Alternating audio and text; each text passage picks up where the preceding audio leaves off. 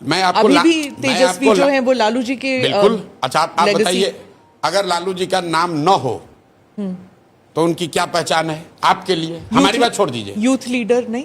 भाई आप बताइए, अगर आपके नजर में है तो। नहीं, आप प्रजा के बीच में अच्छा चलिए, आप बहुत होगा तो उनको यूथ लीडर कहिएगा ना। हाँ। बिहार का नेता तो नहीं कहिएगा।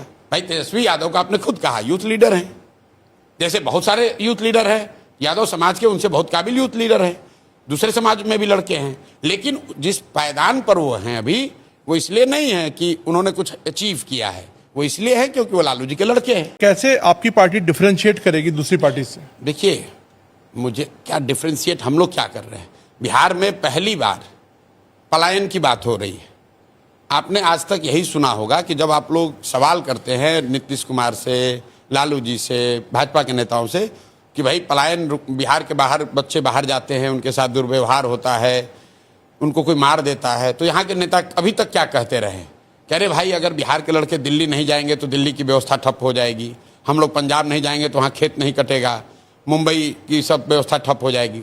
3 बरस पहले सबसे पहले हमने बिहार में आके ये शुरू किया कि नहीं, बिहार के बच्चे के कंधे पर अगर दिल्ली की व्यवस्था चल रही है तो ये कोई गौरव की बात नहीं है। ये गौरव की बात नहीं है कि हम लोग के बच्चे मजबूरी में 10-12 हज़ार रुपये के चक्कर में बॉम्बे में जाकर ठेला लगा रहे हैं, रिक्शा चला रहे हैं या साफ सफाई का काम कर रहे हैं। काम कोई खराब नहीं है, लेकिन अपने बाल बच्चों का पेट भरने के लिए मजबूरी में अगर उस लड़के को दिल्ली बॉम्बे जाना पड़ रहा है तो ये गलत है, ये रुकना चाहिए।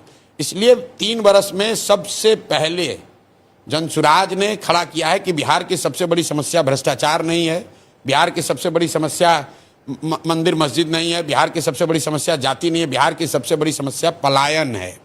क्योंकि पलायन से सिर्फ गरीब नहीं प्रभावित है, गरीब का बच्चा तो मजदूरी करने जा ही रहा है, मध्यम वर्गीय परिवार के बच्चे भी पलायन कर रहे हैं क्योंकि उनको पढ़ाई करने के लिए बाहर जाना पड़ रहा है। जो संभ्रांत परिवार के लोग हैं उनको भी बिहार से पलायन करना पड़ रहा है क्योंकि बीमार पड़ते हैं तो उनको इलाज के लिए दिल्ली जाना पड़ता है। तो पलायन यहाँ सबसे बड़ी समस्या है, ये जनसुराज ने शुरू किया है। दूसरी बात, एक नीतीश कुमार के आने के बाद से एक धारणा बना दी गई थी कि ये पढ़े लिखे व्यक्ति हैं और ये शिक्षा में इन्होंने सुधार किया है, जबकि जमीनी हकीकत ये है कि बिहार में आज शिक्षा की स्थिति लालू जी के राज से भी ज़्यादा खराब है। वो इसलिए कि इन्होंने जो शिक्षा को लेकर नीति अपनाई, लालू जी के ज़माने में या लेगेसी बिहार की ये रही है कि बिहार में शिक्षा व्यवस्था बहुत अच्छी कभी नहीं थी, लेकिन हर डिस्ट्रिक्ट में 2, 4, 5 सरकारी विद्यालय ऐसे जरूर थे जहाँ से पढ़ लिख कर आप आगे बढ़ सकते थे। हम लोग खुद सरकारी विद्यालय में पढ़े हैं, वहाँ से पढ़कर आए, पटना कॉलेज आए, साइंस कॉलेज आए और आप जीवन में आगे बढ़ सकते थे। नीतीश जी जब आए तो इन्होंने एक व्यवस्था बनाई कि समता मूलक शिक्षा के नाम पर हर गांव, हर पंचायत में स्कूल खोलो। इससे क्या हुआ, इनरोलमेंट बढ़ गया, बहुत ज़्यादा स्कूल की बिल्डिंग बढ़ गई, बजट यहाँ 60,000 करोड़ शिक्षा का हो गया। लेकिन हुआ ये कि जहाँ बिल्डिंग बनी वहाँ शिक्षक नहीं है, जहाँ शिक्षक है वहाँ बिल्डिंग नहीं है, जहाँ दोनों है वहाँ बच्चे नहीं हैं, और पढ़ाई पूरी तरीके से चौपट हो गई। पूरे समाज और सरकार दोनों में शिक्षा को लेकर पूरी चेतना ही खत्म हो गई है।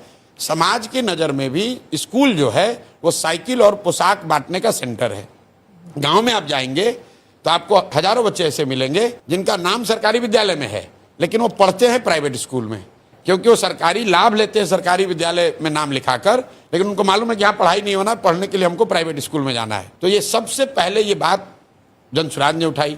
हम लोग सिर्फ 2 ही बात कह रहे हैं कि बिहार में भैया नाली गली बने न बने, स्कूल अस्पताल जब सुधरेगा तब सुधरेगा। सबसे पहले यहाँ पलायन रुकना चाहिए और बच्चों के पढ़ने की व्यवस्था होनी चाहिए। और दूसरा, जो डिस्ट्रेस कंडीशन में 60 साल से ज़्यादा के उम्र के लोग रह रहे हैं, आप बताइए पूरे देश में बिहार एकमात्र ऐसी जगह है जहाँ बूढ़े लोगों को 400 रुपया महीने का पेंशन दिया जाता है।